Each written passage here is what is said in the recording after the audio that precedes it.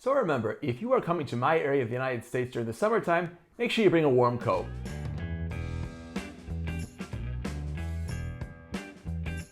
Ciao a tutti! Hey everyone! Well, in today's video we are talking about reverse culture shocks. In other words, these are the things that I find a bit surprising when I go back to the United States. Some of you may or may not agree with some of the things that I have to talk about today, but that's okay because at the end of the day we all have different points of view. Alright, so let's get started. The first one is, how are you? How you doing?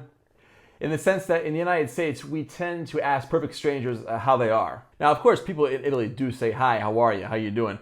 But the point is this is a question that's reserved for people that we know. Whereas in the United States, the line's a bit blurred, so to speak.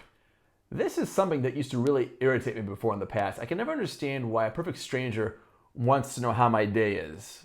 Even to this day, when I go back to the United States and I'm out in public and I have to pay for something, I don't tend to ask people, how are you, how you doing? I just prefer a hi, hello, friendly, civil. However, I have come to the realization that the most important thing to remember is that when somebody asks you this, they're just doing it out of habit. It's just something normal that we do. You don't think twice about it. And at the end of the day, it's not something negative, really. A bit superficial in its nature, but who cares? Not to make the Italians sound unfriendly, but they do greet you when you're out and about, when you're in a store, when you're in public. But it's a bit more neutral. They would say the equivalent of hello, good morning, good evening, salve, buongiorno, buonasera. And if you're a bit younger, ciao. The next one is tipping. Quite simply, whenever I'm back in the United States and I eat out and I look at the bill, I say, oh, that's right, we're in the States, we've got a tip. Personally, though, I do think that the tipping in America is a bit exaggerated in the sense that we tip for a lot of things that just don't exist here.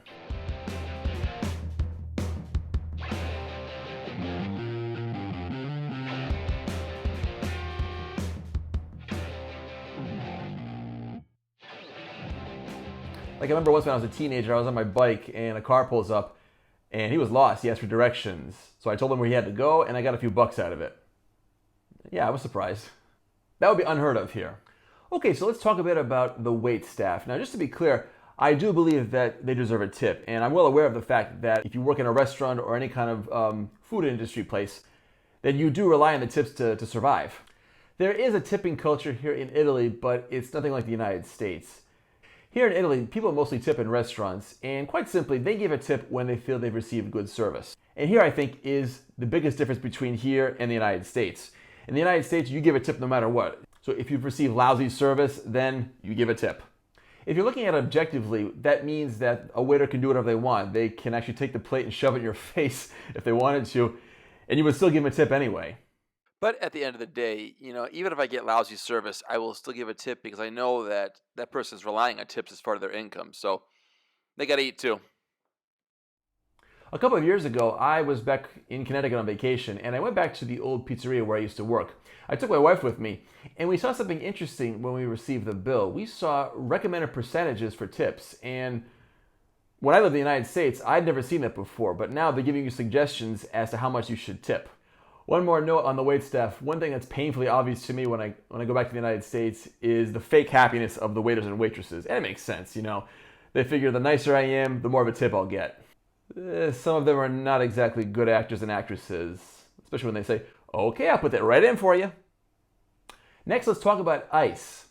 Quite simply, ice is not used that much here in Italy. The only time you really see ice in regards to food is when you order maybe an alcoholic drink, a cocktail. But other than that, it's not that easy to find here. Yeah, a pitcher of ice water here in a restaurant, forget it. Don't get me wrong, I like chilled water. In the summertime, I always have a bottle of water in the fridge, and I do like it a little bit chilled.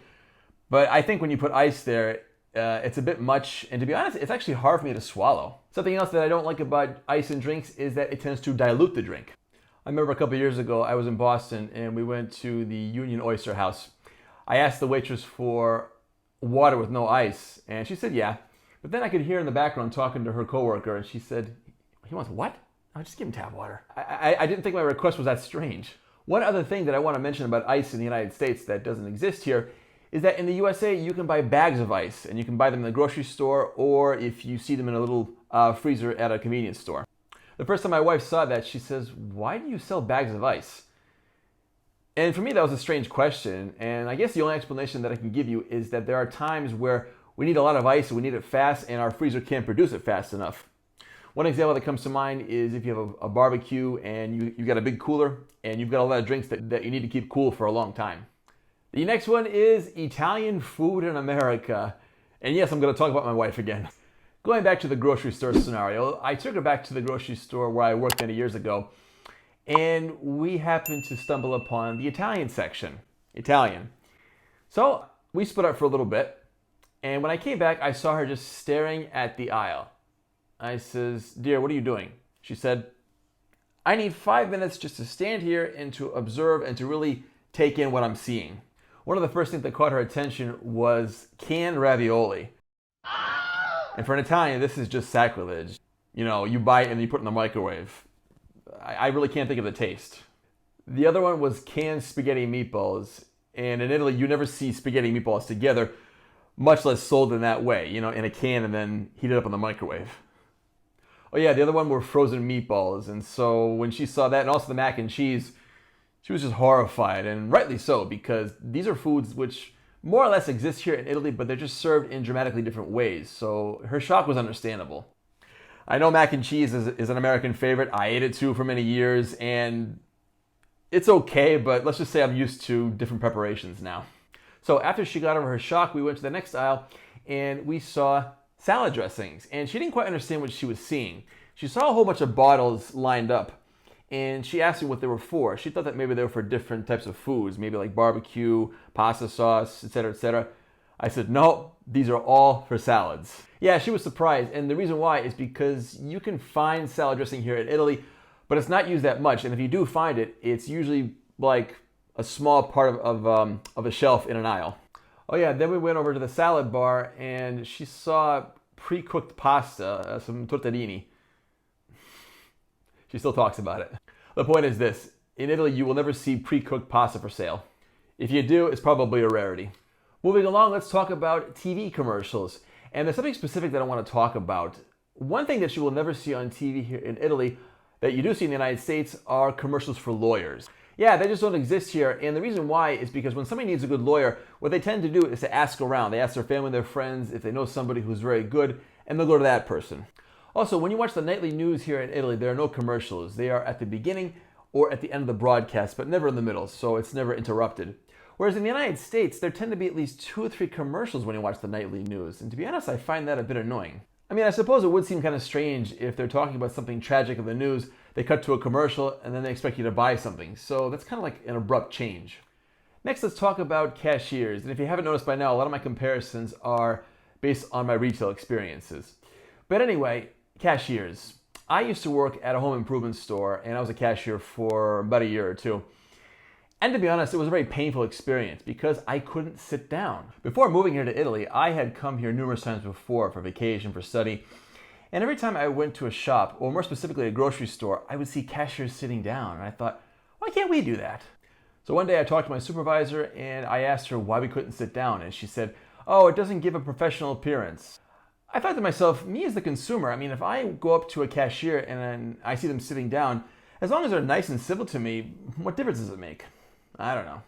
Last, let's talk about air conditioning. This reminds me of when we went to New York a couple of years ago, and we went to the Met, the Metropolitan Museum of Art.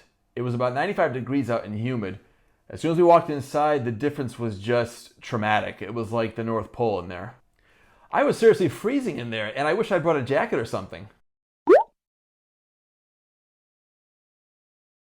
I think people are just used to a colder temperature, really. But to be honest, I don't like that sudden change between really, really hot and really, really cold. And what I think happens is this. I think people, when they first turn on their air conditioning, they put it at a very low temperature and they just leave it on all day. And as a result, after a couple of hours, you've got the North Pole.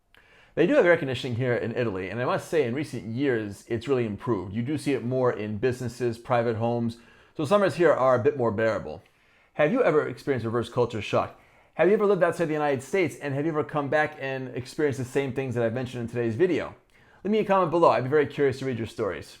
Be sure to drop me a like if you enjoyed today's video, as my channel will thank you for that. And also, if you haven't subscribed, make sure you do that. I cover practical advice for living here, working here, vacationing, and also I make videos just for anybody that has a passion for Italian culture.